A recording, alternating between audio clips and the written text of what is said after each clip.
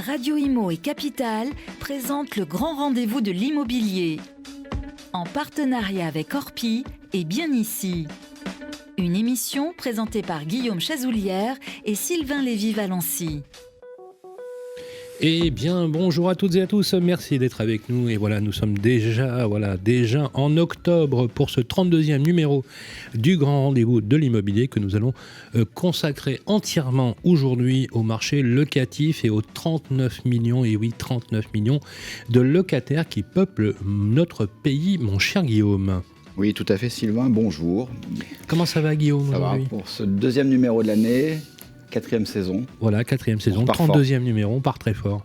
Donc oui, pour faire le point sur l'évolution des loyers, des marchés qui se détendent et de ceux qui, au contraire, restent difficiles d'accès, on va le dire comme ça, pour les locataires, nous aurons aujourd'hui le plaisir d'accueillir, donc pour ce 32e numéro, monsieur Jean-Michel Canizon, qui est le président de Clameur.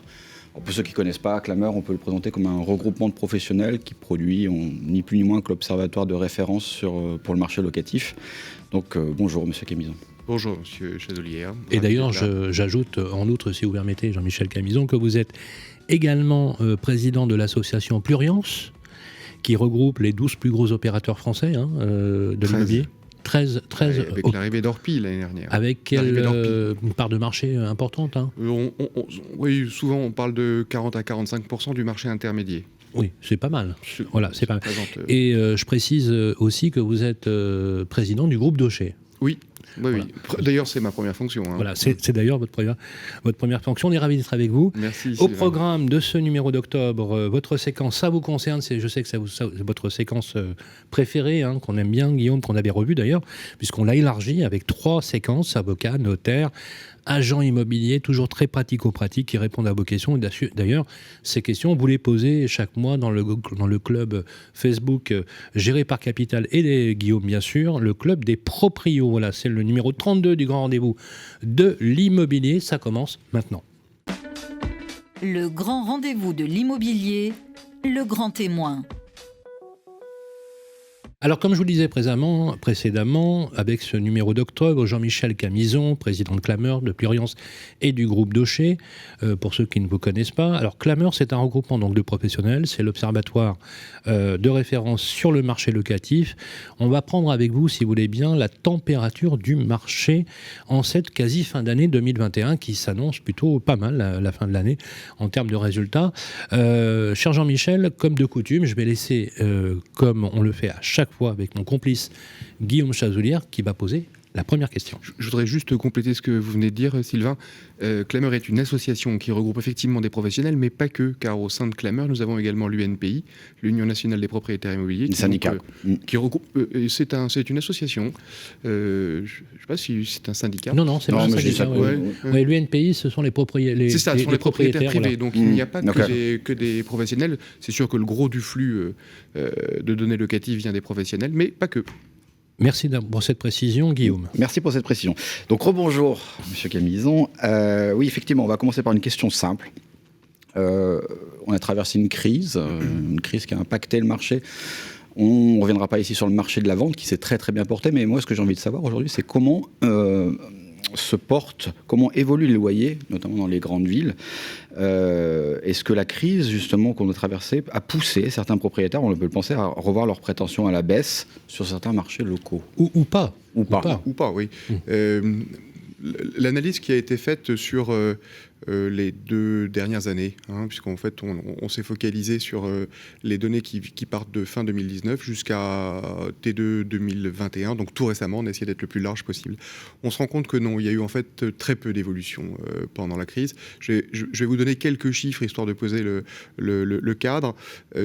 D'abord France entière, c'est important d'avoir un référentiel sur la France entière. Sur la France entière, globalement, les loyers ont augmenté sur les 2 dernières années d'1,68%. Pour les appartements, un petit peu moins pour les maisons. Ce qui est important de voir, c'est pas uniquement l'augmentation du loyer ou la valeur qu'on lui donne, mais c'est comment ce marché bouge. Parce qu'en fait, sur le marché locatif, le plus important, c'est plutôt le flux que le stock. Hein, c'est bien le rythme auquel sortent les locataires et rentrent les locataires qui donne le rythme du marché locatif plutôt que le stock, même si le stock évidemment est une constante très importante et qui est un petit peu malmenée et qui le sera à mon avis encore un petit peu plus avec la rénovation énergétique. Ce qu'on peut dire globalement, c'est qu'on a une tendance à l'allongement de la durée des baux. Donc ça veut dire qu'on a une mobilité qui est un petit peu en retrait. C'est léger, hein, on n'est pas sur des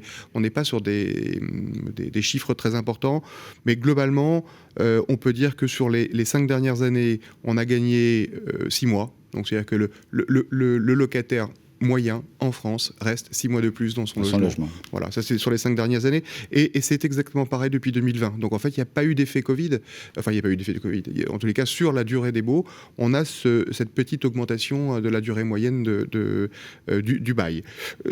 Un élément qui est important aussi, c'est la durée de commercialisation. Ça montre soit que le marché est dur, hein, et on parle de marché tendu, c'est le cas pour la plupart des grandes villes. C'est un indice qui est important, c'est-à-dire combien de temps va rester une annonce avant de trouver son locataire. Et en moyenne sur 2 ans, une très très très légère baisse. On a gagné 2 jours. C'est-à-dire qu'en gros, sur les deux dernières années, il faut 2 jours de moins à un bien pour trouver son locataire. Voilà pour des tendances, on va dire, très larges de fond. Donc, ce qu'on peut dire globalement, c'est qu'il n'y a pas de tendance de fond. En fait, le marché de la location se porte extrêmement bien. Je dirais pas ça. C'est vrai que souvent on le compare au marché de la transaction qui, lui, a été effectivement très très très dynamique. Mais j'y vois moi plutôt un effet de bascule, un effet de passage de l'un vers l'autre. Et on réabordera le sujet avec l'encadrement des loyers.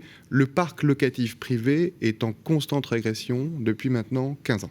Régression, c'est-à-dire ? C'est-à-dire que chaque année, on a un petit peu moins de biens à louer sur le marché locatif que l'année d'avant. Donc chaque année, on a un petit peu d'attrition. C'est-à-dire, alors c'est faible, hein, bien sûr, on est sur des pourcentages qui sont de l'ordre de 0,5, 1%. Mais quand même, c'est une tendance de fond, et surtout, c'est une tendance de fond depuis longtemps, hein, depuis 15 ans. Sur les 15 dernières années, le parc locatif... Donc si je prends le chiffre, il y a 15 ans... Il y a 15% de volume en moins. Oui, c'est à peu près ça, effectivement. Donc les marchés tendus continuent à se tendre. Oui.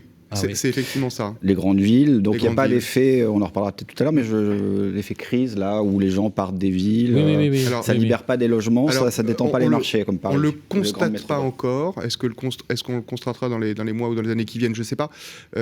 C'est évident qu'il y a un effet Covid sur la transaction. Ça, c'est sûr. Ça, on l'a vu. Ça, on l'a vu, et on a bien vu que... Les gens qui partent, qui vont acheter ailleurs. C'est ça, c'est-à-dire que le marché parisien n'est pas spécialement hyper costaud. Hein, mais par contre, les marchés régionaux sont... on sort de la métropole, quoi. Clairement. Et on aurait pu penser, effectivement, qu'on aurait un effet sur la location. On va le voir au travers d'exemples de grandes métropoles. C'est pas flagrant. Il n'y a pas soit un boom, soit un effondrement du marché locatif en région. On aurait pu penser que... Mais je pense que le premier réflexe qu'ont eu les Français post-Covid, ça a été d'acheter, et peut-être pas de louer. Donc précisément, est-ce qu'on peut avoir des exemples d'évolution de loyer sur les villes, les grandes villes, les villes moyennes, si vous Bien sûr, c'est assez disparate. Hein. Vous avez, prenons évidemment la ville qui intéresse le plus, c'est Paris. Paris sur l'année qui vient de passer, hein, donc du 3e trimestre 2019 au 2e trimestre 2021, on compare les 2 années qui sont enchaînées, Paris est à plus 0,41% en augmentation de loyer sur 1 an. Donc, globalement, une hausse assez faible qui est de l'ordre de l'inflation. Par contre, on a des villes sur lesquelles les loyers ont progressé plus vite, en particulier Lyon, 1,86. Là, 1,86 sur 1 an, on est toujours sur la même période. Marseille, 1,02. Bordeaux, 1,07. Orléans, 1,40. Voilà, on a des villes qui sont sur lesquelles les loyers évoluent plus vite. Ils partent de plus bas, bien évidemment, mais ils évoluent plus vite. Et puis, on a des villes, alors il y en a très peu. Par exemple, Toulouse a vu son niveau de loyer baisser à moins 0,19. Et là où ça augmente fortement, on peut l'expliquer, c'est lié à un afflux de logements neufs à un moment donné, comme on explique du 1,80 à Lyon. Alors sur des villes comme Lyon où l'offre est quand même... Parce que les loyers sont encadrés un peu. Pour Lyon, pas encore. Si, l'encadrement par rapport à l'IRL, l'inflation. Dans ce cas, c'est pas l'encadrement. C'est l'évolution. C'est l'évolution qui est... Quand ça augmente fortement, ça a une explication? Alors peut-être effectivement l'arrivée de produits neufs. Hein, ça peut booster effectivement les loyers, parce qu'en général le neuf est un petit peu plus cher que l'ancien. Et c'est vrai que Lyon a eu une politique de promotion très dynamique avec pas mal de livraisons de grands ensembles qui ont pu effectivement faire évoluer les loyers. C'est vrai que sur des villes où le loyer l'évolution du loyer est contrainte par l'IRL principalement, hein, l'indice, on n'est pas sur des grosses évolutions, mais même à 1,086, on est un petit peu au-dessus de l'IRL. Donc il y a un phénomène probablement d'offre. D'accord. D'accord. Alors justement, on va enfoncer le clou par rapport à d'abord aux récentes annonces qui ont été faites, mais surtout sur la notion de tendu, pas tendu. Jamais toujours très bien compris d'ailleurs le système de zoning, mais bon, je vais finir par y arriver un jour. On parle, alors clairement, quand on parle de marché tendu, on parle de Paris, on parle de Lyon, on parle globalement des grandes villes. On parle des grandes métropoles. Hein, on parle ou des agglomérations comme la Côte d'Azur, etc. Alors moi, j'aimerais que vous nous expliquiez une chose. Vous dites, et vous avez raison, puisque les chiffres corroborent votre analyse, qu'on a une tendance à la baisse ininterrompue depuis 15 ans. Oui. Donc même indépendamment des crises, hein, on peut Complètement. dire. Bon. Ouais, donc il y a un phénomène qui est macroéconomique et qui est structurel dans l'offre. Oui. Il y a 2 millions de Français de plus en 15 ans, en termes de démographie, voire un peu plus. Je n'ai pas exactement les chiffres, mais on les aura. Ils font comment pour se loger, les Français ? Je veux dire, la crise du logement, c'est pas... Non, mais ça veut dire qu'en fait, on a une crise du logement mais c'est clair. qui s'est largement accrue. Quoi. Et qui va s'accroître, à mon avis, encore plus dans les années qui viennent. Ah d'accord, Ah, ok. oui. Mais clairement, quels sont ces marchés tendus ? On peut les reciter, où vous observez vraiment des délais de mise en location qui se resserrent encore de plus en plus, oui. où on a de plus en plus de difficultés à trouver un logement. Et à contrario, dites-nous quels sont les marchés tendus et si vous pouvez prendre un exemple un peu opposé. Un marché détendu ou savoir pourquoi ils se détendent.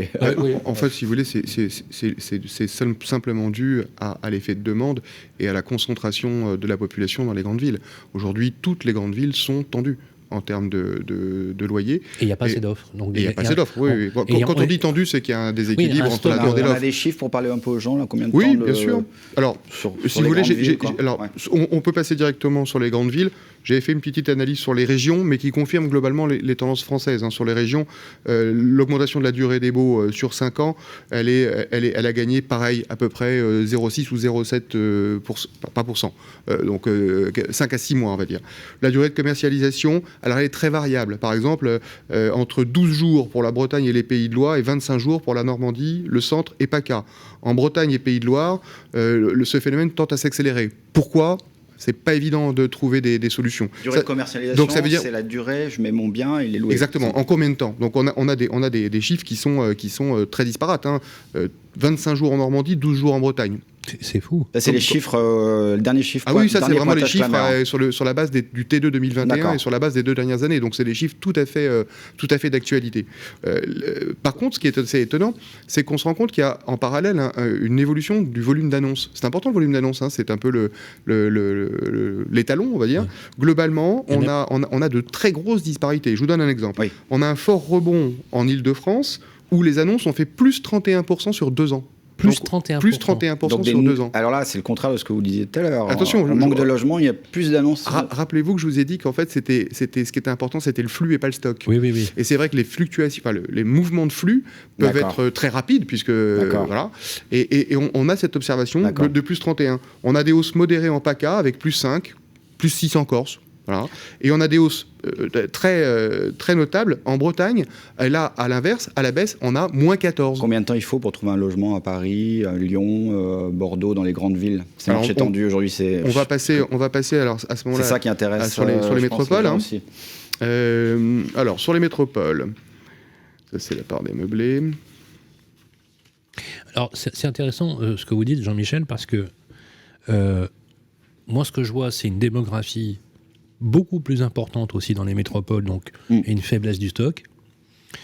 Alors je fais une petite aparté, mais on ne construit pas assez de logements neufs, donc du coup, effet double peine qui se rabat sur le bâti ancien, parce qu'il n'y a plus de logements neufs à la location, ne serait-ce que les investisseurs Pinel, par exemple, qui louent.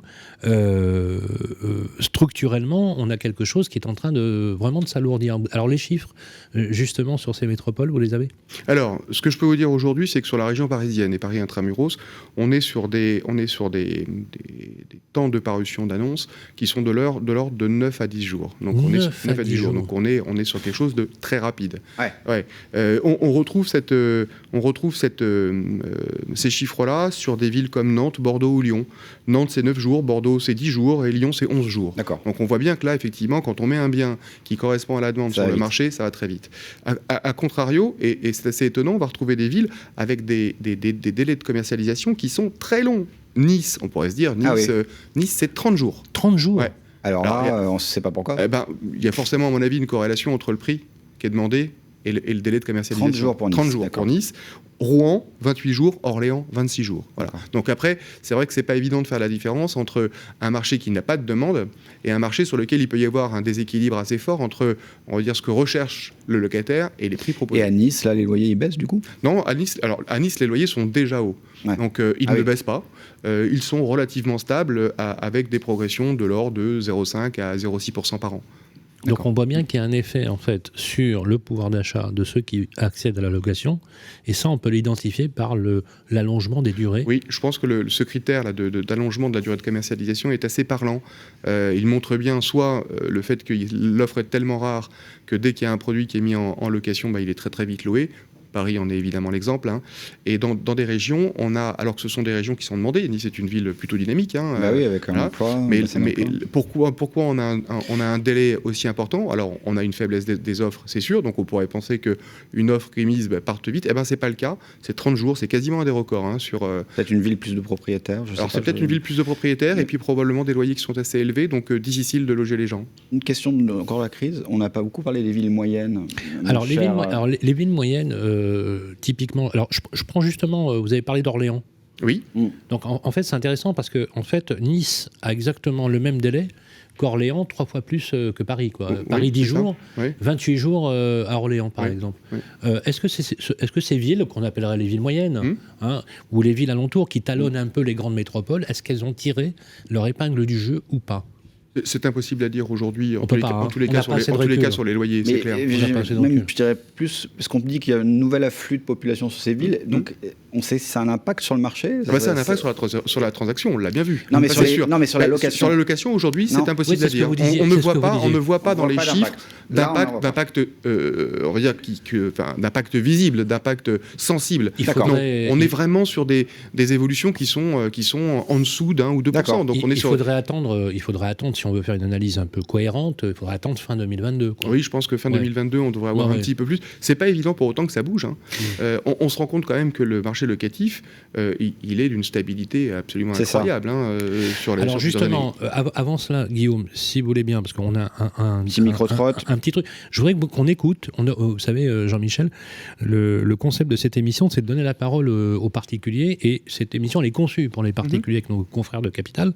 Et on est allé dans la rue et on a posé la question sur justement l'allocation et ce que ça suggère. Vous verrez, c'est des réponses très intéressantes. Je vous propose qu'on l'écoute. Selon vous, est-il préférable d'acheter ou de rester locataire de son logement ? Idéalement, j'aimerais acheter parce que c'est vrai que la location, ça rend, j'ai l'impression d'être dans un statut un peu précaire où je capitalise pas, quoi. Mais en même temps, là, je suis étudiante et je suis au tout début de ma vie professionnelle et je pense que je pourrais pas accéder à un logement à l'achat d'ici un petit moment, quoi. Payer des loyers tous les mois, je vais dire, c'est comme si on ouvrait la fenêtre et puis donc il est préférable d'acheter parce qu'au bout d'un certain temps, c'est quand même le logement vous appartient et ça vous fait un capital pour racheter après. Le premier achat que j'ai fait, je devais avoir 22 ans. Et donc, je me suis constitué un capital de cette manière-là. J'ai eu des périodes où j'ai loué et je suis vite repartie sur l'achat. Il est préférable d'acheter à Paris, surtout quand on est jeune. C'est le moment parce qu'on a plein de possibilités pour pouvoir acheter. Et c'est beaucoup plus compliqué maintenant d'avoir une location. Alors que d'avoir un crédit pour un achat immobilier, c'est beaucoup plus facile, c'est beaucoup plus abordable pour nous aujourd'hui. Par rapport à l'expérience de mes parents, je vois que en fait, ils auraient dû acheter plutôt que de rester en location durant toutes ces années. Selon moi, en tout cas, mon expérience personnelle a fait que je suis restée locataire depuis toujours parce que ça m'a permis de rester libre, tout simplement. J'ai vécu à Paris, j'ai vécu à Annecy, maintenant j'habite en région parisienne et c'est un style de vie qui me convient bien de pouvoir rester très libre de mes mouvements. Pour moi, il vaut mieux acheter parce qu'il est plus intéressant de financer une acquisition qu'en fait payer un loyer qui ne reste pas pour soi. L'investissement, c'est quand même un investissement d'un capital qui vient d'un travail, qui vient sur une durée et qui va être vraiment productif à long terme et à moyen terme. Après, ça permet de rebondir, de pouvoir réacheter quelque chose de plus grand ou de vouloir investir sur d'autres biens d'une manière différente. Je pense qu'au final, c'est mieux d'acheter pour ne pas devoir verser un loyer tous les mois et peut-être avoir les avantages. Donc, je suis étudiante, donc j'ai pu étudier dans plein d'endroits différents, déménager souvent, être en colocation avec d'autres étudiants, donc c'était impossible d'acheter quelque chose, ça n'aurait pas de sens. Et j'ai pas les moyens financiers pour l'instant. Donc, Pour moi, c'est mieux d'acheter parce que du coup, c'est notre bien à nous et on doit rien à personne, mis à part les charges telles que l'électricité, le gaz, etc. Et après, être locataire, c'est bien pour pouvoir économiser, pour pouvoir ensuite, par la suite, acheter son propre logement. C'est sans appel, hein. Mais c'est le reflet de la vérité de chacun. Je crois qu'en fait, oui, mais tout le monde a dit que c'était préférable d'acheter, mais tout le monde revient sur le fait que louer, c'est plutôt pas mal. Et en fait, je crois que dans un parcours locatif ou dans un parcours d'acquisition, il ne faut pas opposer les deux. En fonction du moment ou de sa situation de vie, louer est intéressant. À certains moments, acheter est intéressant. Acheter pour investir, acheter pour louer. En fait, au bout d'un moment, on peut se poser la question. Moi, je vais vous dire, c'est le pari que j'ai fait depuis toujours. C'est-à-dire que je loue mon appartement, ma résidence principale, depuis toujours. Par contre, ça ne m'a pas empêché, effectivement, de mettre des sous de côté. Placer dans l'immobilier. Exactement. Dans l'immobilier ou en bourse, mais pourquoi pas dans l'immobilier. Donc, en fait, je pense qu'il ne faut pas opposer les deux parcours. Faites un rapide calcul. Aujourd'hui, si vous deviez acheter l'appartement que vous louez, vous vous rendez compte l'effort ? Allez, imaginons un loyer de 2000 à 2300 euros par mois, donc déjà un loyer conséquent. Oui, tout à fait. Voilà. Ouais, c'est un bel appartement. Ouais. L'équivalent en termes de prix, ce serait de l'ordre du million 2 à peu près, tu vois. Donc, donc vous vous rendez compte le nombre de mensualités qu'il faut ? Il y avait une réflexion qui était intéressante. Alors, c'était de l'ordre de la perception, ce jeune garçon qui disait il est plus facile d'acheter aujourd'hui que de louer. Voilà, il faisait référence au poids que pèse le loyer aujourd'hui, notamment dans les grandes villes. Il dit à côté de ça, les banques elles prêtent facilement. Enfin, les taux sont bas.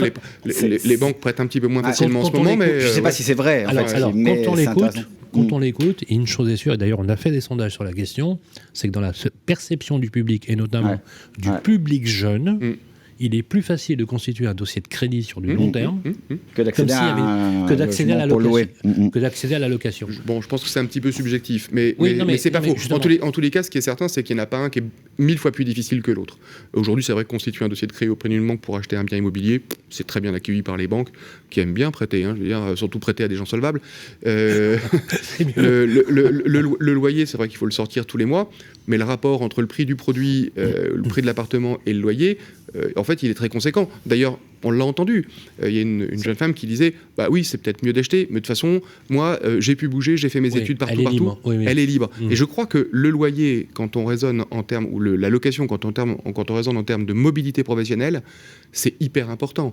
Donc aujourd'hui, je pense qu'il ne faut pas opposer les deux. Je sais que Sarkozy l'avait fait à une époque en disant il faut qu'on ait une France de propriétaires. Ben moi, je ne suis pas d'accord avec ça. Je pense qu'il faut qu'on ait une France avec des gens bien logés, qui soient propriétaires ou locataires. Ça correspond peut-être à un moment donné à un désir plutôt qu'un autre. Merci Jean-Michel Camison, mais ce que vous dites est intéressant parce qu'en fait on est dans l'usage plutôt que dans la propriété. C'est une tendance qui est réelle. Restez avec nous si vous voulez bien pour la deuxième partie de notre entretien, puisqu'on va aborder effectivement les éléments un peu plus structurants justement pour l'observatoire. En plus vous avez une technologie et une technique, c'est l'approche des baux. L'approche des baux, mais indépendamment des annonces que vous intégrez aussi dans votre c'est bien deux bases différentes. C'est ça qui est très important, c'est que Clamer est le seul observatoire de loyer qui base ses études sur les baux, des baux en cours ou des baux signés, donc le stock ou le flux, ce qui est signé dans l'année ou ce qui est toujours en cours. Et ça, c'est le reflet de la réalité du marché, contrairement aux baux d'annonces. Alors Sylvain, vous l'avez indiqué, on étudie bien évidemment aussi les annonces, mais c'est bien deux bases différentes qui ne doivent pas être mélangées. Alors c'est important parce qu'on va le développer et c'est justement ce qui fait la trace et l'ADN même de Clamer. Restez avec nous. Alors c'est maintenant la période que vous aimez bien aussi, mes chers amis, c'est Ça vous concerne, après un peu de pub. Ça vous concerne, première partie, tout de suite après. Le grand rendez-vous de l'immobilier, ça vous concerne. Eh bien, ça vous concerne la période que vous aimez le plus aussi, chers amis qui nous écoutez, puisque Non, chaque mois vous écrivez... Noël qu'on aime le plus. Pardon ? C'est Noël la période qu'on Oui, aime. oui. Je vous le dis. Voilà, Vincent, vous avez... Bonjour, je suis là. Non mais Vincent, vous avez le sens de l'humour aujourd'hui. Oui. On se disait avec... Il est en forme aujourd'hui. On se Ça va pas disait, être triste, on se monsieur. disait, l'ami Vincent est diplômé récemment de l'école du rire. Ouais, ça doit être ça. Voilà, et donc vous avez littéralement irradié le plateau. Bah, voilà. ça doit être Non, mais ça, ça ouais. nous fait plaisir au bout de 5 ans Oui. d'apercevoir que vous êtes de bonne humeur. Mieux connaître les gens. Voilà, alors l'ami Vincent, Oui. aujourd'hui nous avons un agent immobilier nouvelle génération. C'est notre premier expert, c'est Michael Benchabat. Bonjour. Bonjour Vincent. Fondateur de meilleurbien.com. On a des questions pour vous que les auditeurs du Grand Rendez-vous nous ont posées sur le groupe Facebook Le Club des Proprios. Véronique, c'est la première question. Elle va accueillir un nouveau locataire. Son DPE, diagnostic de performance énergétique, date de 2020. Est-il encore valable aujourd'hui ? Alors oui, Véronique va avoir beaucoup de chance parce qu'il est encore valable. Les lois sur le DPE, ah oui, elles changent énormément et très souvent actuellement.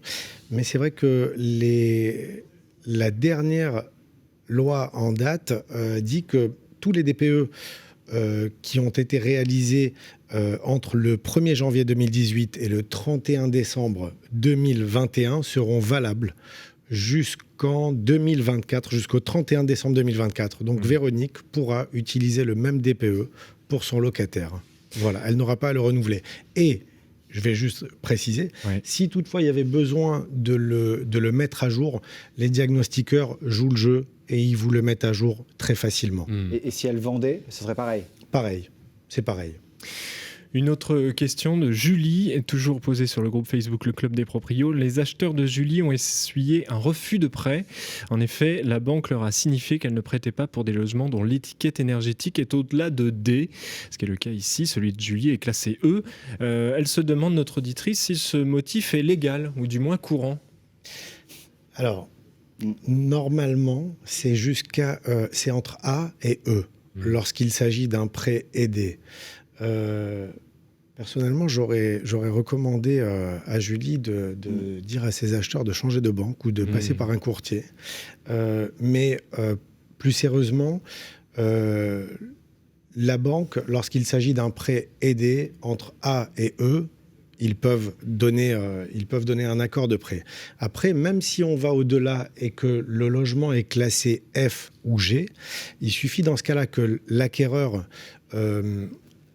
présente un devis par un professionnel pour la réalisation de travaux qui vont permettre d'améliorer les performances énergétiques de ce bien, qui vont le ramener au maximum à une lettre E et auquel cas la banque peut financer.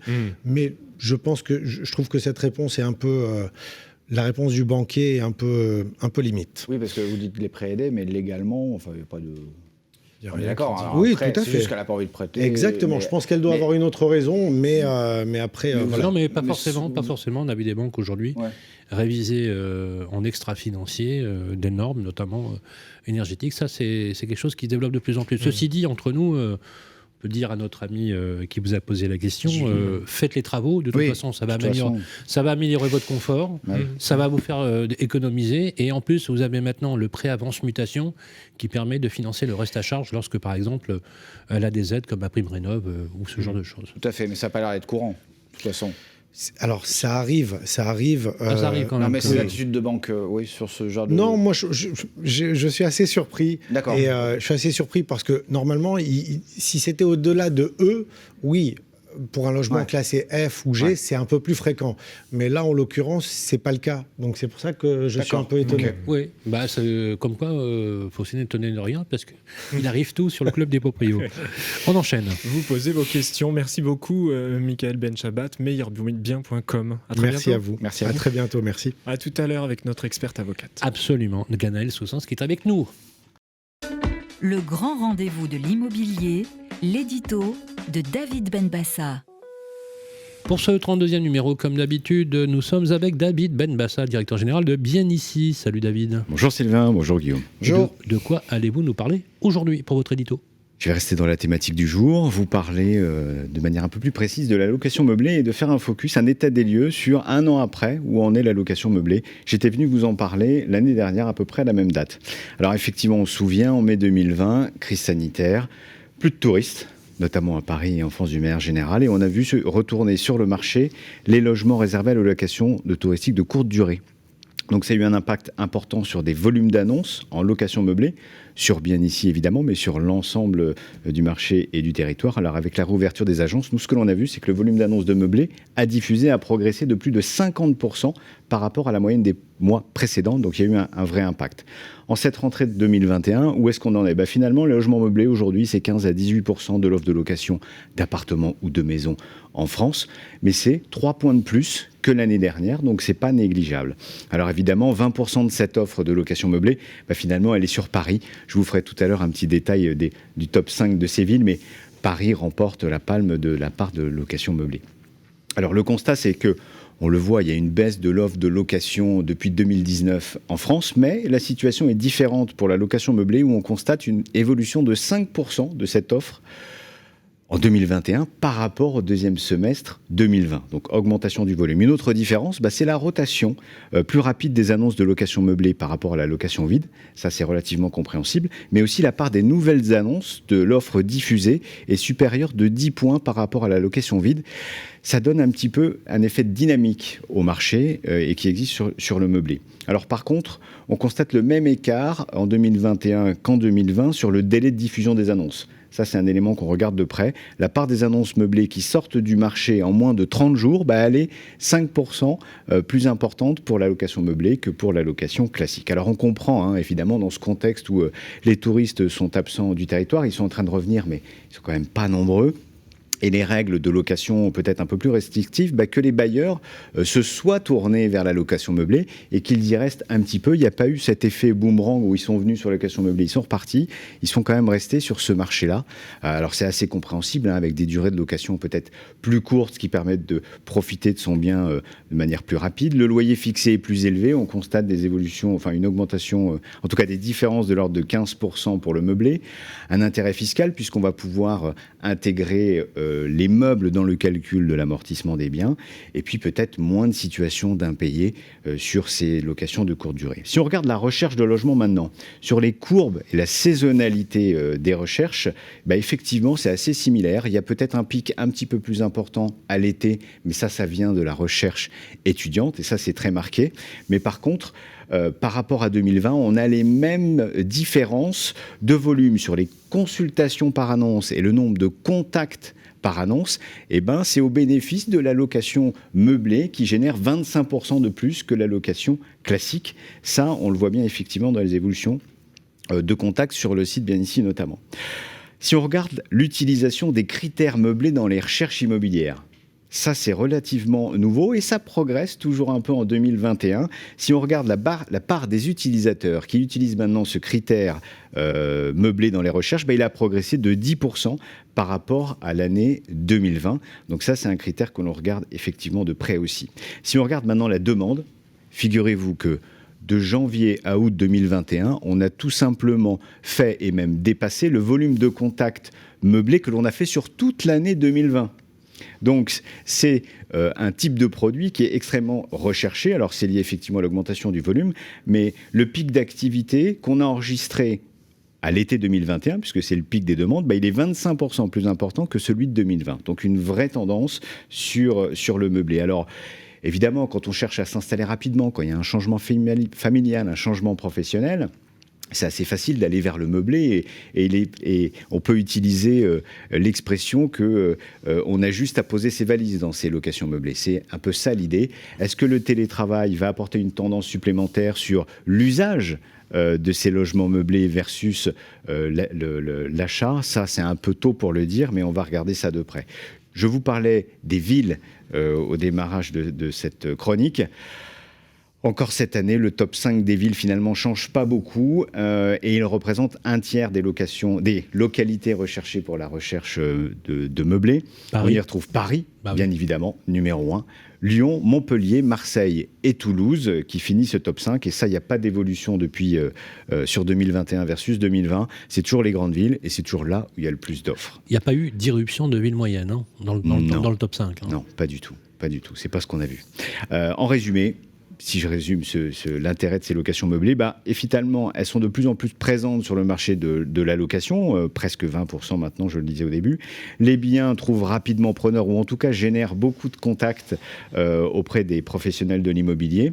Et puis, c'est un succès particulièrement marqué, évidemment, dans les grandes villes françaises où il y a beaucoup d'offres. Merci beaucoup, voilà, très intéressant votre édito.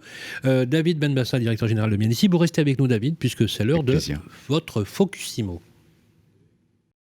Le grand rendez-vous de l'immobilier, Focus, marché de l'IMO, par David Benbassa. Eh bien, vous êtes toujours dans votre 32e numéro. Et oui, 32e numéro du grand rendez-vous de l'immobilier, c'est l'heure du Focus de David Benbassa. Vous êtes toujours avec nous, David.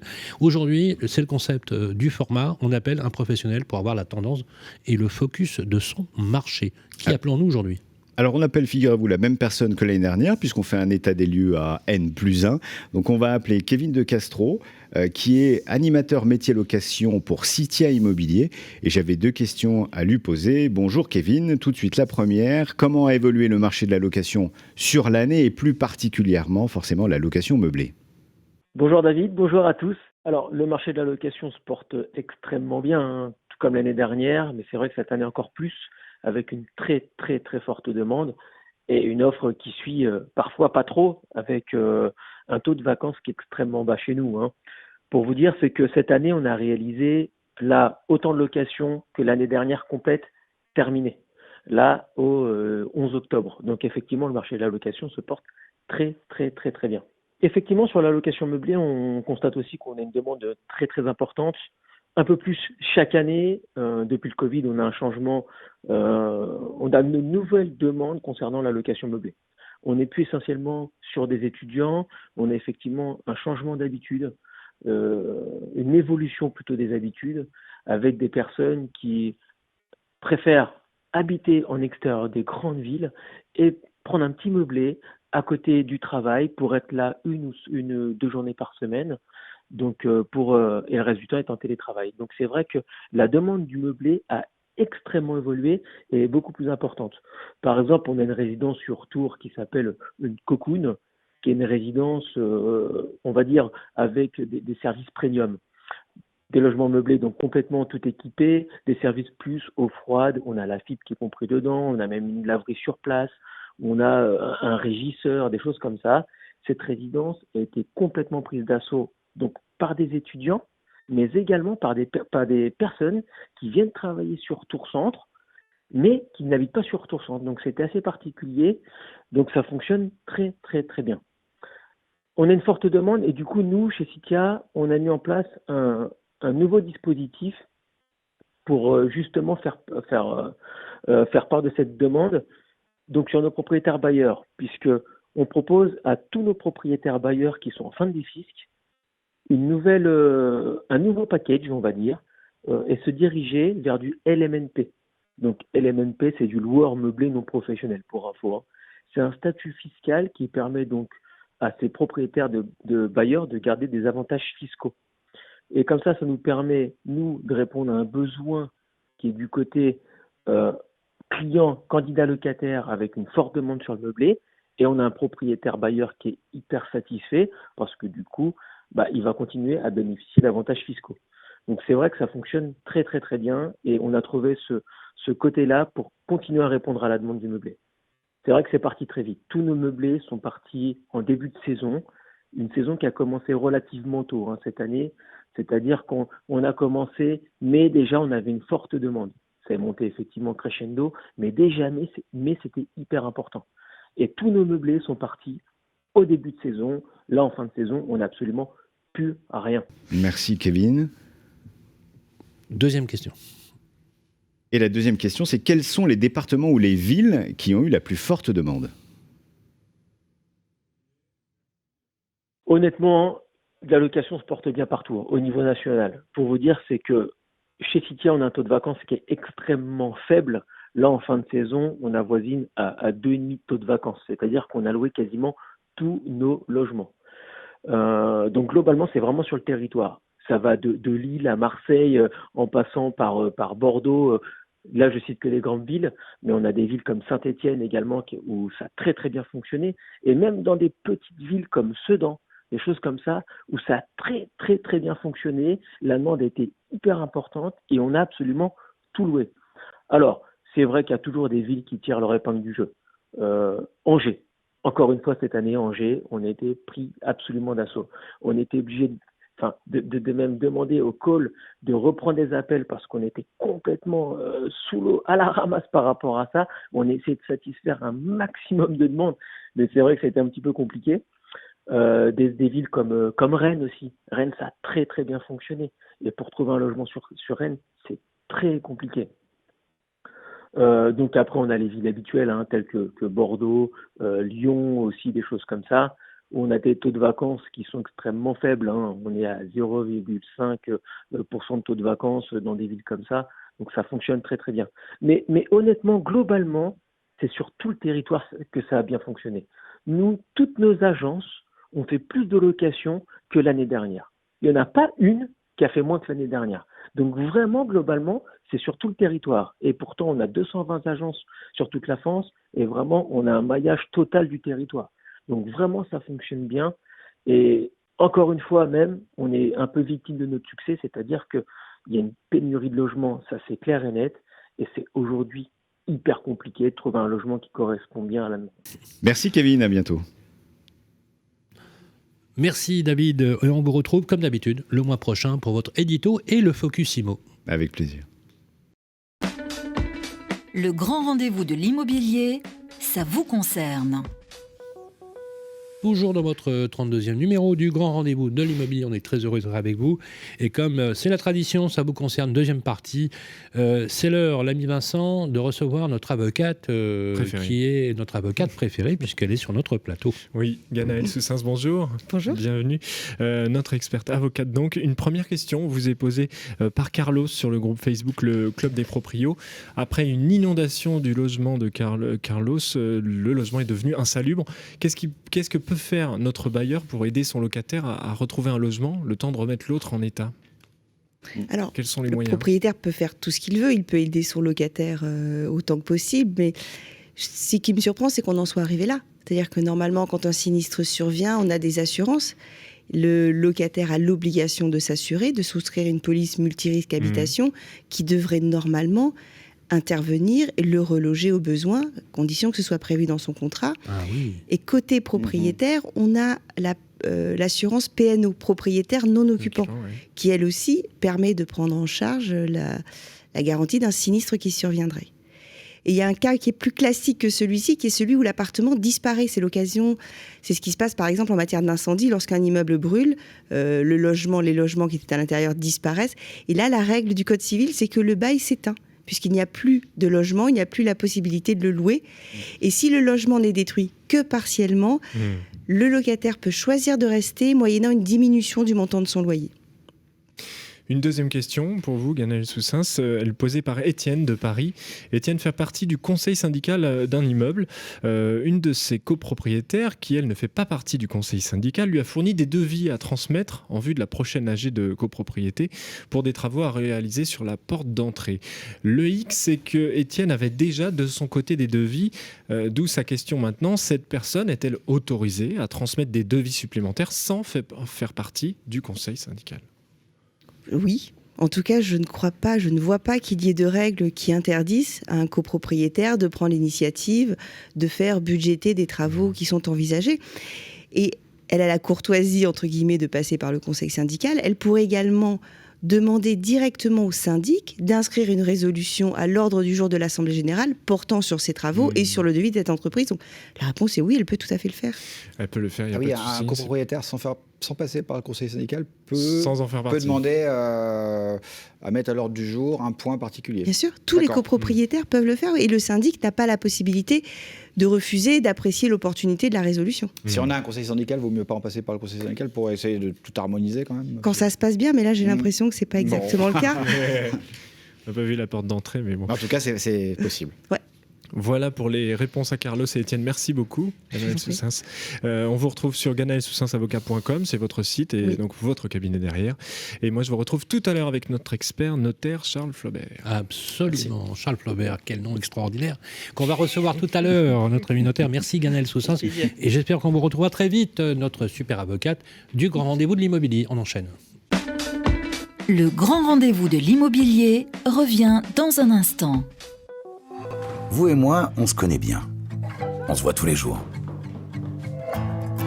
Vous pouvez trouver que j'ai du charme, que je suis un peu démodé, ou trop isolé.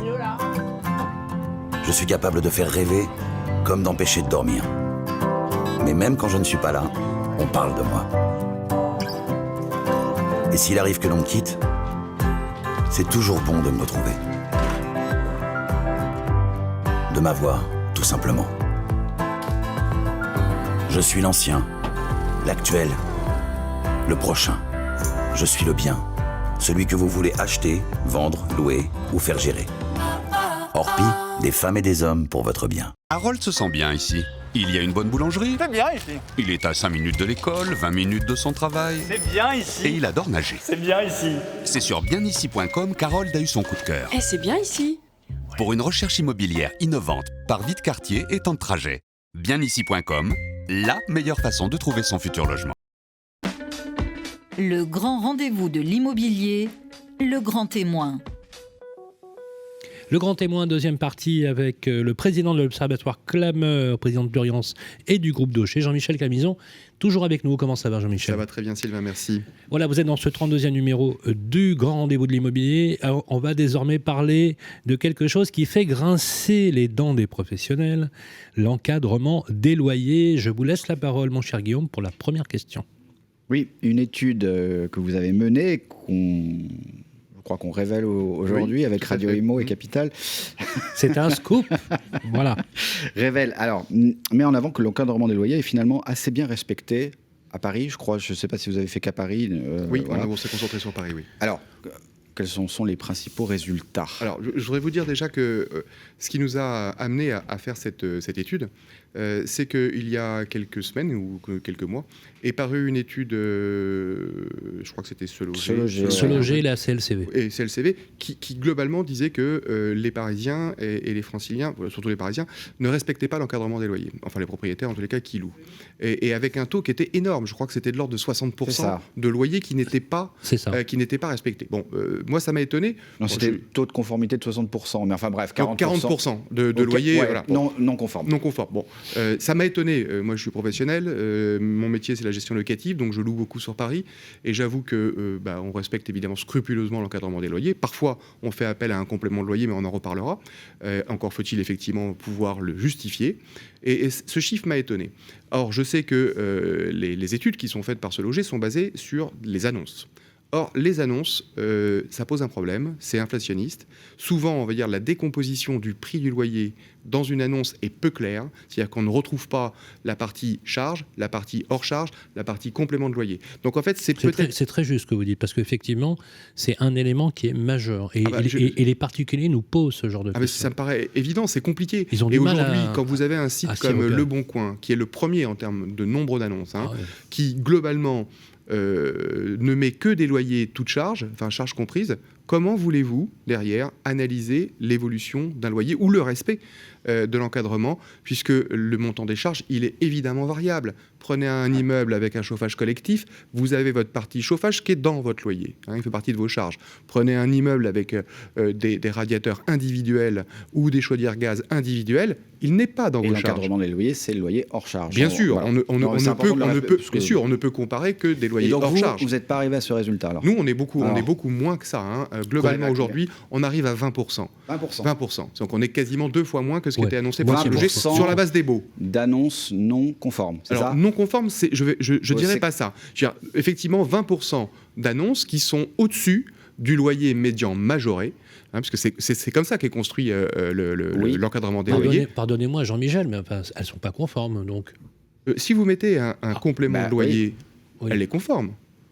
Alors la question c'est, est-ce que c'est 20% Alors d'abord, est-ce que c'est des annonces ou c'est des locations? Non, uniquement. Nous, on est parti justement pour pouvoir contrer, pour pouvoir donner un autre regard sur cette étude. On est parti uniquement des baux signés. Oui, sur les locations. Alors justement, les baux.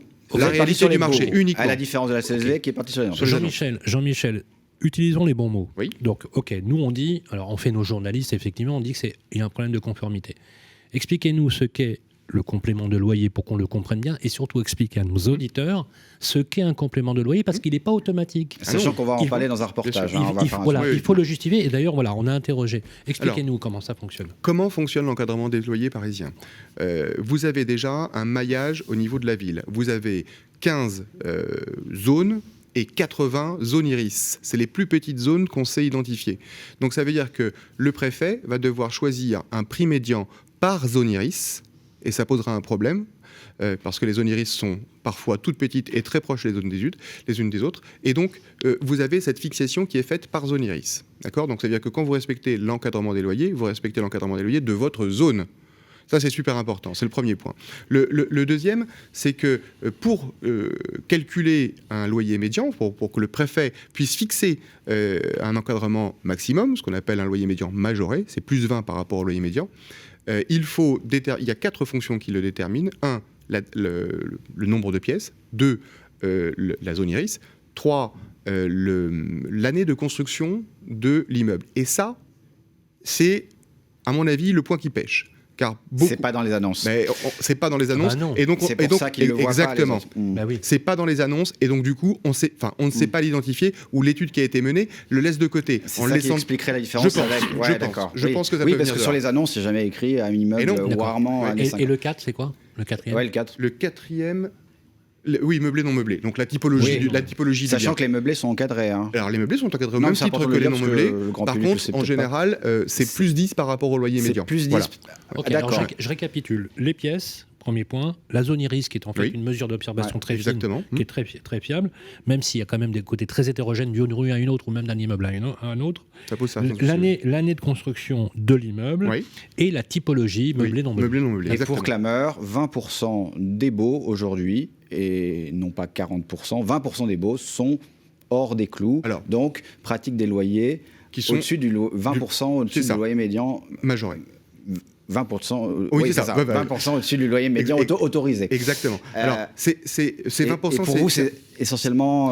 Je pense qu'il y a beaucoup de compléments de loyer. Et puis après, il peut y avoir effectivement des propriétaires qui. Alors, on va vous poser un certain nombre. On va poursuivre cet élément. Pour continuer votre analyse, je vous propose qu'on écoute le reportage qui a été fait par notre ami Guillaume, où vous êtes allé interroger l'association de la CLCV sur un point très précis de l'encadrement des loyers, la possibilité donnée aux bailleurs d'aller au-delà des plafonds fixés par la loi en demandant un complément de loyer. On est dans le cœur de ce qu'on vient d'expliquer. Je vous propose qu'on l'écoute. Réaction ensuite. La réglementation sur l'encadrement des loyers permet à certains propriétaires de s'affranchir des plafonds en pratiquant ce que l'on appelle des compléments de loyer. De quoi s'agit-il ? Sur Paris, on a un mécanisme consistant à plafonner les loyers, de sorte qu'un arrêté préfectoral va fixer les valeurs plafond, en quelque sorte, d'un bien au regard de ses caractéristiques, notamment le nombre de pièces, sa localisation géographique, et puis également la période de construction de l'immeuble. Toutefois, dans certains cas, il est possible pour le bailleur d'aller au-delà de ce plafond, cela grâce au mécanisme qu'on appelle le complément de loyer. D'après la loi, qu'est-ce qui peut précisément justifier un complément de loyer ? Alors, le complément de loyer est possible dans des cas particuliers, notamment en raison de la localisation géographique du bien ou des éléments de confort qui le rendent particulier, en quelque sorte, on va presque dire exceptionnel, même si on ne retrouve pas ce terme dans les textes, et qui vont démarquer le logement des autres biens qui se trouvent dans le voisinage. Alors, ce qui peut justifier, par exemple, selon moi, un complément de loyer, outre l'exemple assez typique de vue sur la Tour Eiffel ou sur un monument historique, on a par exemple un jardin privatif que l'on pourra avoir dans un immeuble où le locataire est le seul à bénéficier et à avoir la jouissance de cet espace vert. Ça peut être également une grande terrasse, pas un balcon, mais pour le coup vraiment une grande terrasse qui peut présenter un avantage par rapport à d'autres logements. Donc ça peut être des éléments de luxe en quelque sorte, vraiment, ou de standing de l'immeuble lui-même, un immeuble qui pourrait être classé monument historique en tant que tel, ou un appartement avec de grands volumes, une belle hauteur sous plafond, des moulures, une cheminée. Donc ce type d'élément pourrait effectivement justifier un complément de loyer. De même, dans le cas d'une location meublée, on peut s'interroger si un mobilier de grande valeur, de bonne qualité, vraiment très luxueux, ne pourrait pas justifier, par exemple, un complément de loyer. En revanche, effectivement, les textes sont clairs sur les points qui ne peuvent pas donner lieu à un complément de loyer. Et à titre d'exemple, on a lorsque l'élément d'équipement ou lorsque le service donne lieu déjà au locataire au paiement de charges. Un exemple très simple, c'est l'ascenseur. Je ne peux pas pratiquer un complément de loyer au motif qu'un ascenseur serait existant dans l'immeuble, parce que le locataire s'acquitte déjà des charges d'ascenseur. Pareil pour le gardien, le locataire participe et supporte une partie des charges de gardiennage au titre des charges de ses provisions mensuelles. Donc on ne peut pas pratiquer un complément de loyer pour ce motif. Les litiges autour des compléments de loyer sont-ils nombreux aujourd'hui ? Le complément de loyer, dans la pratique, donne souvent lieu à des litiges et des relations un peu difficiles entre le locataire et le bailleur. Or, parfois, le bailleur utilise vraiment le complément de loyer comme une raison pour aller au-delà du maximum autorisé, en sachant pertinemment que l'argument n'est pas pertinent. Dans d'autres cas, il s'agit davantage de maladresse. La maladresse, ça va être lorsque le bailleur estime que j'ai 2-3 stations de métro au pied de l'immeuble, ça peut justifier un complément de loyer parce que le locataire a un service, effectivement, dont le bailleur n'est pas à l'origine, mais un service en termes de mobilité géographique et transport. Sauf que le quartier entier a le même service. Donc, de fait, ce logement ne se démarque pas des autres situés dans le voisinage. Là où c'est parfois plus vicieux, où on sent vraiment qu'on est sur une tentative de contournement, c'est lorsque, on va dire par exemple que j'ai remis le logement à neuf, j'ai refait les travaux, donc je pratique un complément de loyer. Là, c'est totalement contestable parce qu'il ne faut pas oublier que la remise en état des lieux et la réalisation des travaux résultant de la vétusté incombe au bailleur, qu'il appartient à celui-ci de faire en sorte que le logement soit bien à même d'être loué et occupé par son locataire. Donc, on ne peut pas dire j'ai remis tout à neuf, je pratique un complément de loyer, parce que si on va jusqu'au bout de la logique, ça voudrait dire que tous les immeubles neufs pourraient se voir appliquer un complément de loyer et donc être déplafonnés en quelque sorte. Donc l'argument n'est pas valable. Parfois on trouve quand même des arguments assez atypiques. J'avais eu un cas par exemple où on était dans un petit studio et le bailleur avait justifié un complément de loyer parce qu'il y avait précisément des toilettes dans ce petit studio. Autre cas qui donne lieu parfois à des compléments de loyer où c'est tout aussi contestable, c'est par exemple un petit balcon filant. Donc on va comparer le petit balcon avec la terrasse qui, elle, pourrait légitimement donner lieu à un complément de loyer, ou la présence d'une cave. Là encore, d'autant que ça peut être répercuté dans le cas du loyer ou des charges. Que peut faire un locataire qui s'estime lésé pour obtenir gain de cause et donc une révision de son loyer ? Pour un locataire qui souhaiterait contester l'application du complément de loyer, dans ce cas, il faut qu'il réagisse au plus vite et qu'il se rapproche de la commission départementale de conciliation. La saisine préalable de cette instance est obligatoire, sinon s'il conteste devant une autre juridiction, on pourrait lui reprocher de ne pas avoir respecté la procédure. Réaction ? Ça vous inspire ? Monsieur Rodriguez, donc il a bien défini ce que c'était que le complément de loyer. Et les exemples qu'il a pris sont tout à fait voilà, justes. il dit voilà, pour faire court, le balcon filant, ils en profitent pour rajouter un complément de loyer. Il y a une cave, parce que ce qui n'est pas évident, c'est qu'il n'y a pas toujours une cave associée au bien. Ils en profitent pour rajouter. Et le troisième point qui est assez récurrent, c'est le fait de faire des travaux qui résultent de la vétusté éventuellement de l'appartement, qui leur permet d'être un prétexte pour faire ce complément de loyer. Les travaux ne sont pas un prétexte à un complément de loyer. Les travaux, et ça c'est défini par la loi, peuvent permettre une indexation du loyer, c'est-à-dire une hausse du loyer, mais dans la limite qui est fixée par le préfet sur l'encadrement. C'est-à-dire que ça ne peut pas être un complément. Ça peut être un élément de loyer où en fait votre appartement à neuf, absolument. Vous avez la possibilité de faire une augmentation de loyer qui est supérieure à l'indice, mais par contre vous n'avez pas la possibilité de dépasser le plafond maxi. Je voudrais vous donner un chiffre qui est assez intéressant. On a parlé d'environ 20% en valeur absolue de biens qui pourraient être au-dessus du loyer médian majoré, donc du max. Je crois que c'est pas le seul élément qui est intéressant à prendre en compte. Nous, on a calculé un élément qu'on appelle la saturation. La saturation, c'est quoi ? C'est sur l'ensemble des baux signés, à combien de pourcentage du loyer maximum on est sur l'ensemble du parc parisien. Mais globalement, on est à 90%. C'est-à-dire que si on prend le loyer moyen de l'ensemble des biens en location dans Paris, on est à 90% du loyer maxi. Ça veut dire que, globalement, dans Paris, vous avez quand même une grande majorité de propriétaires bailleurs qui louent en dessous du loyer majoré. C'est le cas des institutionnels notamment.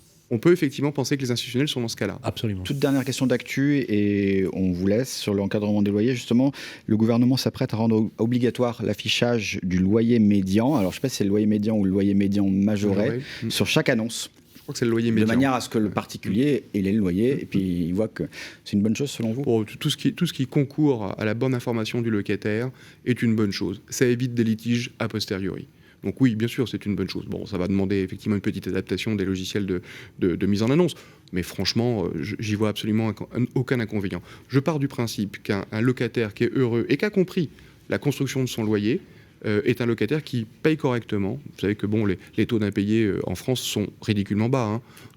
C'est souvent un sujet récurrent, mais le taux d'impayés français, d'abord, il n'a absolument pas évolué pendant la crise. Je parle bien d'habitation. Sur les commerces, c'est évidemment différent. On a des chiffres là-dessus ? Ah oui, on a des chiffres, oui. Aujourd'hui, on peut considérer que sur la France, le taux d'impayé moyen est inférieur à 2%. C'est-à-dire que 2%, et attention, là je parle d'impayé au sens large. Moi, je préfère segmenter l'impayé en incident de paiement ou réellement impayé. Et oui, les incidents de paiement, bon, ça peut arriver, les accidents de la vie, ça arrive. Mais très souvent, si le propriétaire et le locataire s'entendent bien, ou si l'administrateur de biens qui gère le bien a un bon rapport avec son locataire, on trouve des solutions. On étale le loyer qui n'a pas pu être payé à l'instant T parce qu'il y a eu un problème, etc. Donc, vous voyez, on n'est pas sur des chiffres qui montrent que le Parisien ou le propriétaire parisien est un affreux. C'est pour casser les idées reçues. Moi, je voudrais conclure, si vous voulez bien, Sylvain, sur l'encadrement des loyers au sens large. Moi, je n'y suis pas favorable. Parce que je vous l'ai dit en introduction, le parc locatif décroît d'année en année et je pense que l'encadrement des loyers est un élément. Vous n'y êtes pas favorable comme les professionnels l'ont annoncé clairement. Oui, tout à fait, oui. Unanimement. Je vous dis pourquoi. Oui. Parce que je pense que l'encadrement des loyers, il y a 2 points qui me heurtent sur l'encadrement des loyers. Un, ça concourt soit à la désintermédiation des propriétaires, c'est-à-dire que le propriétaire retire son bien d'un professionnel et donc le loue seul. Il a peut-être l'impression de retrouver une certaine latitude ou de passer en dessous des radars, c'est possible. Voire des investissements. Voire mettre à la vente son bien, c'est-à-dire de sortir son bien du parc locatif. Et ça pose un problème, puisqu'on voit bien que le parc locatif, alors qu'on a des besoins encore plus importants d'année en année, en gros, on sait qu'il manque environ 500 000 logements par an. Mais ce qui n'a jamais eu lieu, je me rappelle depuis que Cécile Duflo a lancé l'encadrement des loyers, c'était ce qui était mis en avant par tous les professionnels. On va retirer les biens du marché. Il n'y a pas eu de désinvestissement massif. 15% en 15 ans. Alors effectivement, si on le prend année après année, c'est peu, c'est 1% de ci, 1% de là, mais globalement sur l'ensemble, c'est énorme. Quand vous prenez le nombre d'unités aujourd'hui, environ combien d'unités à la location ? C'est 6 millions. 6 millions, ça veut dire dans le parc privé. Ça veut dire qu'il y a 800 000 logements qui ont disparu. C'est ça. Voilà. Donc bon, c'est pas neutre. Il y a du désinvestissement. C'est loin d'être neutre. Bien sûr qu'il y a d'autres explications. Il y a le fait que vous voulez récupérer votre mise. Mais bon, dans le lot, effectivement, il y a du désinvestissement. Et ça, moi, en tant qu'administrateur de biens, je le vois bien. Je fais une étude chaque année, en fin d'année, pour savoir quels ont été les motifs de mes clients pour arrêter de mettre leurs biens en location. Ça peut être une reprise pour habiter, ça peut être une reprise pour vente, etc. Franchement, on voit beaucoup de reprises pour vente. Donc je pense qu'il y a une fuite, on va dire, du parc locatif vers la transaction. Pas du Airbnb ? Alors là on peut effectivement en parler. Airbnb, alors il y a eu un creux absolument phénoménal pendant la pandémie, et on a bien vu d'ailleurs, et une partie des hausses d'annonces en meublé que l'on a remarqué sur la période viennent en fait du fait que vous avez du meublé saisonnier qui est sorti de ce segment et qui est revenu sur du meublé classique. Bah oui, il n'y avait plus de touristes, il n'y avait plus personne à louer. C'est plutôt d'ailleurs une bonne chose. Et ils sont restés meublés classiques d'ailleurs, ceux-là ? Alors ça c'est ce qu'on verra. Aujourd'hui, laissez les étrangers revenir en France.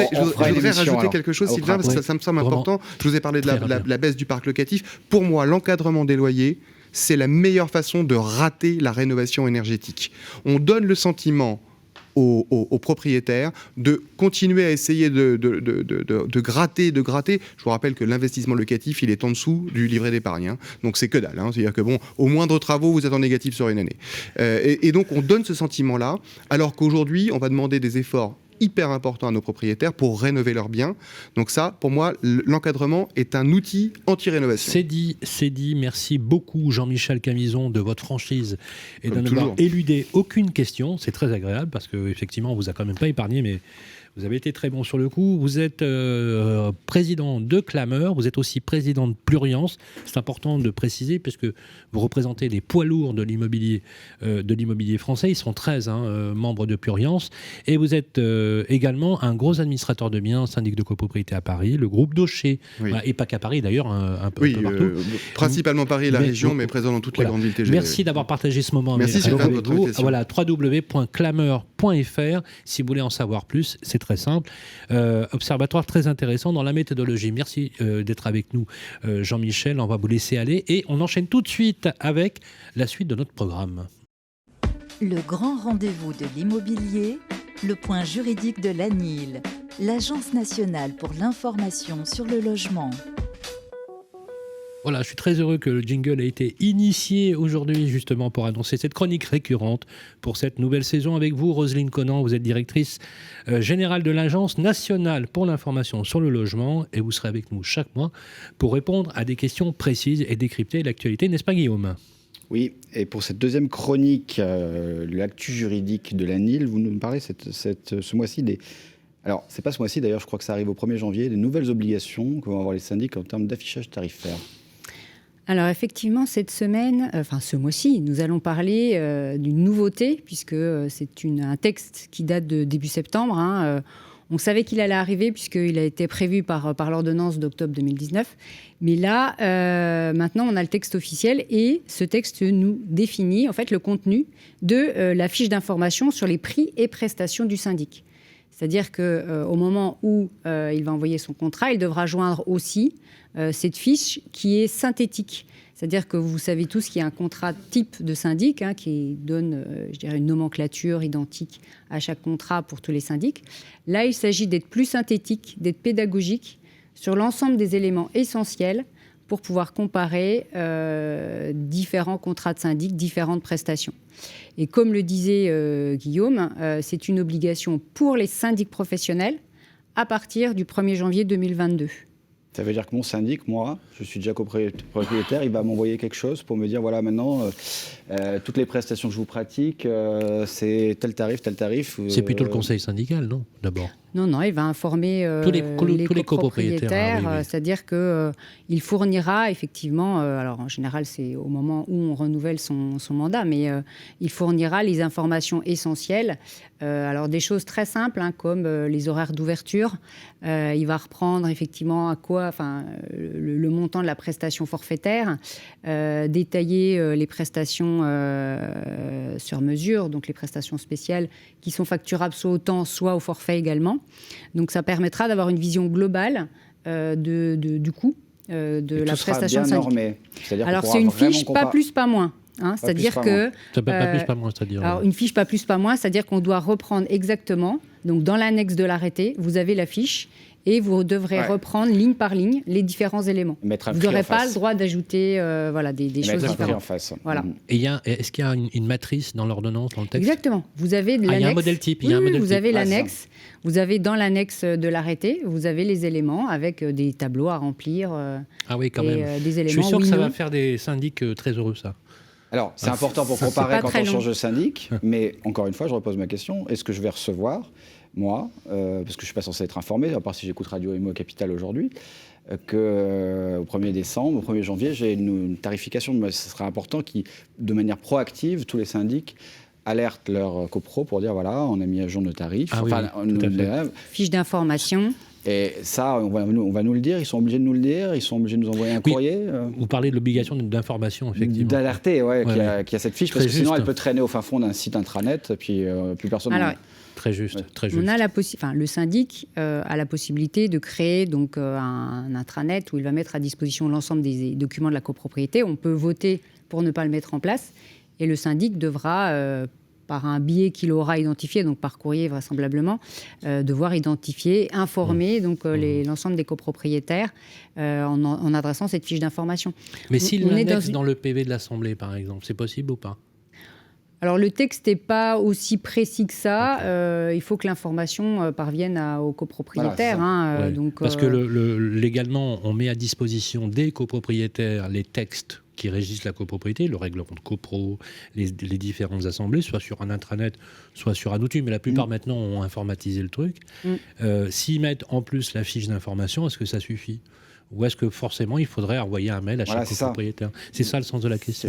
Le syndic, à partir du moment où il met à disposition les éléments, enfin les copropriétaires ont l'habitude de pouvoir naviguer, c'est une mise à disposition de l'information. Donc, pour répondre à votre question, vous n'allez pas recevoir en fait, mon cher Guillaume, une notification en vous disant savez-vous que dans votre dossier, dans votre compte la loi intranet, nous oblige à... Par contre, c'est consultable directement par les copropriétaires sur l'outil qui gère la copropriété. Donc un petit conseil, surveillez votre intranet. Surveillez votre intranet ou votre boîte aux lettres si vous n'avez pas ce système dématérialisé mis à disposition par votre syndic. Et vous pourrez voir clairement ce que vous facture votre syndic. Et si vous voulez en changer, allez voir chez l'autre, il aura la même fiche. C'est ça. L'objectif, c'est aussi faciliter la mise en concurrence. D'accord. Ah oui, bien évidemment, c'est un élément qui permet de comparer. Le contrat de syndic, il est aussi, je dirais, avec des rubriques qui sont imposées, donc on peut comparer ligne par ligne, mais c'est assez long un contrat de syndic. L'objectif de la fiche, comme il existe d'autres fiches dans d'autres domaines, sur l'assurance emprunteur, sur le crédit immobilier, il y a beaucoup de fiches d'information, comme les baux d'habitation, il y a la notice qui est remise au moment de la signature. Là, l'objectif, c'est que ce soit assez court et que ça reprenne les éléments essentiels qui seront à la charge des copropriétaires. C'est un peu comme la fiche mise en place sous la loi Allure qui disait voilà tous les prestations exceptionnelles, voilà tout ce qui doit être compris. Ça c'est la liste. La liste, voilà tout ce qui peut être facturé au forfait. Donc c'est en complément de ça. Hors forfait. Non, sauf que là on sera dans le forfait. Là on sera et dans et hors. Et hors. Voilà, donc on a les deux. Toute la liste de ce qui est facturé hors forfait, on aura un prix en face. Ok. Voilà. Merci beaucoup, Roselyne. Voilà, c'était l'information. Je vous invite à bien consulter. Alors, c'est efficient à partir du 1er janvier 2022. À partir du 1er janvier 2022, si vous êtes copropriétaire et que vous avez des questions, n'hésitez pas, entre le 18 et le 22 octobre, les ADIL organisent la semaine de la copropriété. Donc, allez à leur rencontre. Il y aura des ateliers, des forums, plein d'événements pour justement vous informer, notamment sur cette fiche. Les ADIL, agence départementale d'information sur le logement. Sur le logement, voilà, c'est le bon réflexe si vous avez besoin d'informations. Merci Roselyne, on vous retrouve le mois prochain pour notre 33e numéro, hautement symbolique, le chiffre 33 bien évidemment. Merci beaucoup, on se retrouve le mois prochain et on enchaîne tout de suite avec nos experts. Le grand rendez-vous de l'immobilier, ça vous concerne. Bonjour les amis, troisième partie de Ça vous concerne, la partie préférée de nos auditeurs. Vincent, c'est le moment d'accueillir notre dernier expert. Et c'est notre notaire Charles Flaubert, bonjour. Bonjour Merci d'être avec nous. Merci de me recevoir. De revenir dans le grand rendez-vous de l'immobilier. C'est toujours un plaisir d'être là avec vous. Partagez. La première, c'est celle de Philippe. Il est intéressé par l'achat d'un logement avec un bail non meublé en cours. Il se demande quelles décotes moyennes sont généralement pratiquées sur ce type de bien. Alors, je dirais que la décote, elle dépend un peu du type de bail. Alors là, on nous a dit bail non meublé, ça veut dire vide. Donc, on suppose que c'est un bail dit de la loi de 89, un bail 369 habituel. Petite observation préliminaire, ça peut être un bail non meublé, donc vide, mais avec une loi de 48. C'est des anciens baux. Et là, on a une décote qui est de l'ordre de 50%, parce qu'on a des baux qui sont, voire plus, qui sont bloqués avec des loyers qui sont très faibles. Donc attention, on parle bien d'un loi de 89 habituel. Je dirais que ça dépend donc du bail et du produit. C'est-à-dire que plus l'appartement est petit, plus entre guillemets il est de type locatif, plus on peut considérer que la décote est faible. Si on achète par exemple un studio et que c'est vraiment un produit locatif qu'il est déjà loué, bien loué, que le locataire paye son loyer, à la limite, il n'y a pas tellement de décote puisqu'on a déjà un locataire, il paye déjà son loyer, on n'a pas de recherche à faire et autres, le bien est déjà en place, le locataire est déjà en place, donc c'est pas tellement de décote. En revanche, plus l'appartement est grand, par exemple un appartement familial de 80 mètres carrés ou plus grand, dans ce cas-là, on peut s'attendre à une décote de 10, 20, 30%. Ce qu'on peut aussi dire, c'est qu'il y a la durée du bail qui est restant en cours et qui est importante. Bien évidemment, si c'est un grand appartement et que le bail vient d'être signé, donc on a une durée de 3 ans, peut-être que la décote sera plus importante qu'un bail plus récent. Cela dit, il faut quand même noter une chose, c'est que quand on achète un bien déjà loué, le locataire reste en place. C'est la loi. Bien évidemment, on ne peut pas faire sortir le locataire parce qu'on achète, mais on peut reprendre le bien pour l'utiliser pour soi-même, pour sa famille, pour ses proches.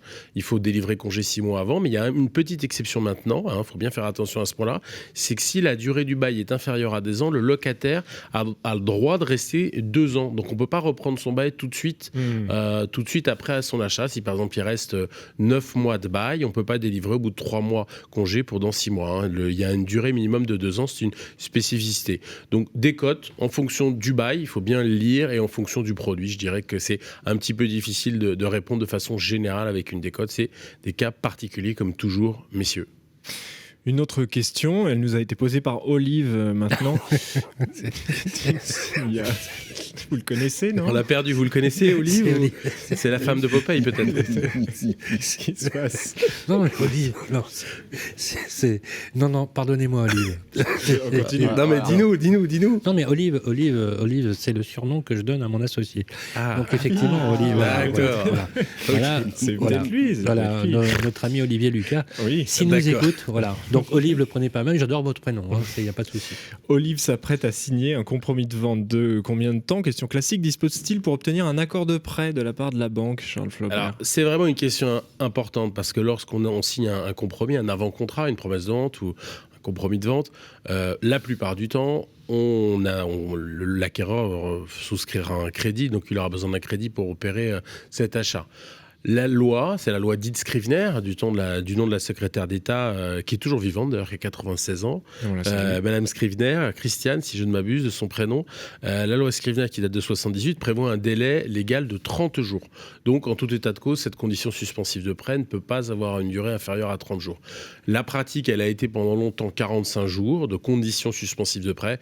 Et c'est vrai qu'aujourd'hui, dans mon étude ou dans les études en général ou dans les agences immobilières, on prévoit une condition suspensive de prêt de 60 jours. C'est un délai qui est un peu incompressible aujourd'hui pour obtenir son crédit et son assurance. Puisqu'il faut bien penser que dans la plupart des cas, là aussi, quand on a un prêt, on a une assurance décès invalidité. Et donc, il convient d'obtenir ces deux sésames, si je puis dire, qui sont nécessaires pour opérer son achat. Donc, 60 jours, c'est dans la règle, enfin, plutôt dans la pratique, c'est un peu la règle. Voilà. Et peut-être un dernier point aussi à noter, c'est que on peut toujours dire, il faut le répéter, c'est toujours utile, qu'on peut déposer son dossier de crédit chez son banquier, mais on peut aussi aller voir un courtier en crédit, ou au moins déposer son dossier chez plusieurs établissements bancaires. C'est toujours utile de faire jouer la concurrence. C'est possible. Merci beaucoup, Charles Flaubert. Merci à vous. Notre notaire dans le grand rendez-vous immobilier que vous retrouvez à Saint-Maur. À Saint-Maur-des-Fossés, tout à fait, dans le Val-de-Marne. Bien belle commune. Et qu'on peut trouver, bien sûr, sur Internet. Très jolie commune. Le Val-de-Marne est une très jolie région. Les prix montent à Saint-Maur, Voilà, beaucoup de voilà. Ils montent aussi nouveaux acheteurs. à Fontenay-sous-Bois, mais allez plutôt à Saint-Maur. Ils montent un peu partout en petite couronne. C'est un peu la règle en ce moment. Merci, Maître Flaubert. Donc, on se retrouve, l'ami Vincent, le mois prochain pour notre 33e numéro. Voilà, c'est pas fini. On va se quitter dans quelques instants et vous annoncer justement comment ça va se passer aussi pour le prochain numéro. Ok. C'est bon ? Le grand rendez-vous de l'immobilier. Guillaume Chazoulière, Sylvain Lévy-Valency.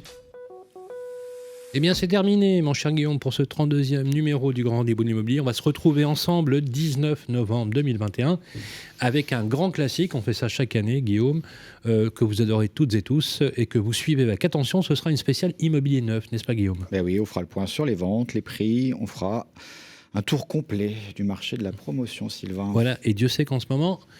l'immobilier neuf, on ne peut pas dire qu'il se porte si bien que ça avec les permis de construire. On en parlera. On espère avoir d'ailleurs à ce sujet le président de la Fédération des promoteurs immobiliers pour nous en parler. Voilà, c'est fini pour ce 32e numéro. Merci de nous suivre chaque mois de plus en plus nombreux. Rendez-vous sur Radio Imo, bien sûr, et sur capital.fr. Très belle soirée. Et je vous dis à très vite. Salut à tous. Radio Imo et Capital présentent le grand rendez-vous de l'immobilier en partenariat avec Orpi, 1250 agences immobilières partout, rien que pour vous. Et bienici.com, le site immobilier nouvelle génération à retrouver sur radioimo.fr et capital.fr.